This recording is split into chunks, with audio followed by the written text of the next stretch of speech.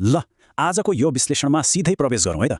हामी नेपालको संविधानको एउटा एकदमै शक्तिशाली, भनौँ न इमर्जेन्सी अस्त्र अध्यादेशको बारेमा गहिरिएर हेर्दैछौँ। कानुन निर्माणको यो आपतकालीन ढोका कसरी र कस्तो अवस्थामा खोल्छ भन्ने कुरा बुझ्न एकदमै जरुरी छ। आजको हाम्रो मार्गचित्र एकदम स्पष्ट छ।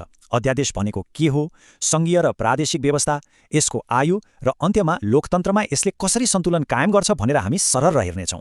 पहिलो खण्डमा जाउँ, अध्यादेश भनेको खासमा के हो त? एकपटक यस्तो अवस्था सोचौँ न, देशमा अचानक कुनै ठूलो राष्ट्रिय सङ्कट आइपर्यो, तुरन्तै नयाँ कानुन नभई नहुने भयो। तर कानुन बनाउने मुख्य थलो अर्थात् हाम्रो संसद चलिरहेको छैन। अब राज्यले गर्ने के त? हात बाँधेर बस्ने कुरा त भएन होइन र? ठ्याक्कै यही बेला काम लाग्छ अध्यादेश। यसलाई सरकारको एउटा इमर्जेन्सी ओभरराइड स्विच भनेर बुझ्दा पनि हुन्छ। यसले कार्यपालिकालाई केही समयको लागि कानुन बनाउने साँचो दिन्छ। र मजाको कुरा के भने नि, यसरी बनेको कानुनले संसदले बनाएको नियमित ऐन सरह नै पूर्ण कानुनी मान्यता पाउँछ। संविधानको पाना पल्टाएर हेर्ने हो भने त्यहाँ एउटा एकदमै कडा वाक्यांश राखिएको छ, तत्काल केही गर्न आवश्यक परेमा। यसको सिधा अर्थ के हो भने अध्यादेश भनेको सरकारलाई मन लागेको बेला प्रयोग गर्ने सजिलो बाटो पक्कै होइन।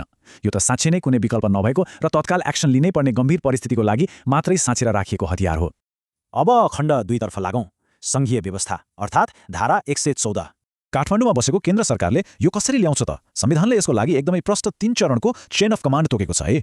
पहिलो, संसदका दुवै सदन बन्द भएको हुनैपर्छ। दोस्रो, मन्त्री परिषदले यसको सिफारिस गर्नुपर्छ। र तेस्रो, त्यही सिफारिसको आधारमा राष्ट्रपतिले अध्यादेश जारी गर्नुहुन्छ। यसको मतलब सदन बन्द छ भन्दैमा राष्ट्रपति आफैले अगाडि चलेर यो ल्याउन मिल्दैन, मन्त्री परिषदको सिफारिस अनिवार्य छ। धारा 114लाई हामीले गाडीको स्पेयर टायर अर्थात् डिक्कीमा राखिएको अतिरिक्त चक्का जस्तै मान्न सक्छौँ। बाटोमा अचानक टायर पञ्चर हुँदा गाडीलाई गन्तव्यसम्म पुर्याउन यो ज्यादै महत्त्वपूर्ण हुन्छ। तर के हामी सधैँ त्यही स्पेयर टायरको भरमा गाडी कुदाउन सक्छौँ त? पक्कै सकिँदैन। यो एउटा अस्थायी समाधान मात्रै हो नि। त्यसो भए राजधानी बाहिर नि? खण्ड 3 मा हेरौँ, प्रादेशिक व्यवस्था अन्तर्गत धारा 202। यहाँनिर एउटा गजबको कुरा छ। नेपालको संघीयता कस्तो छ भन्ने कुरा यसले ऐना जस्तै छर्लङ्ग पार्छ। केन्द्र र प्रदेशमा अध्यादेश ल्याउने तरिका लगभग फोटोकपी जस्तै छ भन्दा पनि हुन्छ। जसरी केन्द्रमा राष्ट्रपति, संघीय संसद र मन्त्री परिषद छन्, ठ्याक्कै त्यही भूमिकामा प्रदेशमा प्रदेश प्रमुख, प्रदेश सभा र प्रादेशिक मन्त्री परिषद रहेका छन्। संविधानको यो आधिकारिक कानुनी पाठलाई नै हेरौँ न। यसले प्रश्न देखाउँछ कि प्रादेशिक सरकारले पनि यो अधिकारलाई संघीय सरकारले जत्तिकै गम्भीरताका साथ प्रयोग गर्नुपर्छ। प्रदेशमा पनि त्यही पुरानै शर्त लागू हुन्छ, तत्काल केही गर्न आवश्यक परेमा। सङ्घीय चरणहरूकै ठ्याक्कै प्रतिलिपि जस्तो प्रदेशमा पनि उही 3 चरण पार गर्नुपर्छ। प्रदेशसभा चलेको छैन भने मात्रै प्रादेशिक मन्त्री परिषदको सिफारिसमा प्रदेश प्रमुखले अध्यादेश जारी गर्न सक्ने कडा व्यवस्था यहाँ पनि राखिएको छ। अब खण्ड 4, अध्यादेशको खारेजी र यसको आयुबारे कुरा गरौँ। यो साँच्चै नै चासोको विषय छ है। अध्यादेश भनेको नि जन्मदै एउटा टिकटिक गर्ने काउन्टडाउन टाइमर बोकेर आएको हुन्छ। अनि त टाइमर कहिले सुरु हुन्छ त? जुन दिन हाम्रो संसद वा प्रदेश सभाको नयाँ अधिवेशन फेरि सुरु हुन्छ नि, ठ्याक्कै त्यही दिनदेखि। र त्यो टाइमरको समय हो ठिक 60 दिन। धारा 114 र 202 दुवैले यो कुरामा कुनै दुविधा राखेका छैनन्। संसद वा प्रदेश सभाको बैठक बसेको ठिक 60 दिन पुगेपछि कुनै पनि अध्यादेश आफै स्वतः निष्क्रिय हुन्छ। सक्यो, यसको मान्यता नै खारेज हुन्छ। यसलाई बचाउने हो भने त ती 60 दिनभित्र संसदले पास गरेर स्थायी कानुनकै रूप दिनुपर्ने हुन्छ।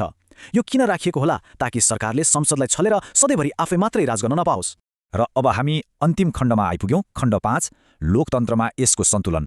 अध्यादेश हेर्दा जति शक्तिशाली देखिन्छ नि, भित्रभित्रै त्यति नै कमजोर पनि हुन्छ। यसको अन्त्य मुख्य 3 तरिकाले हुन सक्छ है।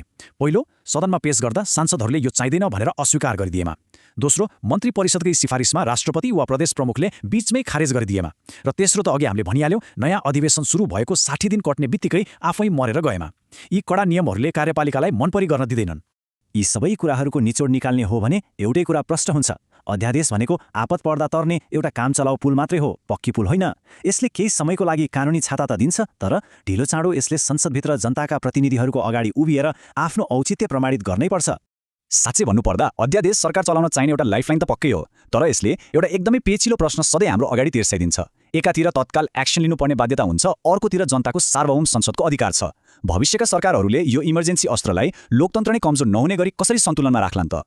सायद यो शक्ति सन्तुलनको खेल्ने हाम्रो लोकतन्त्रको सबैभन्दा ठूलो र निरन्तर चलिरहने परीक्षा हो।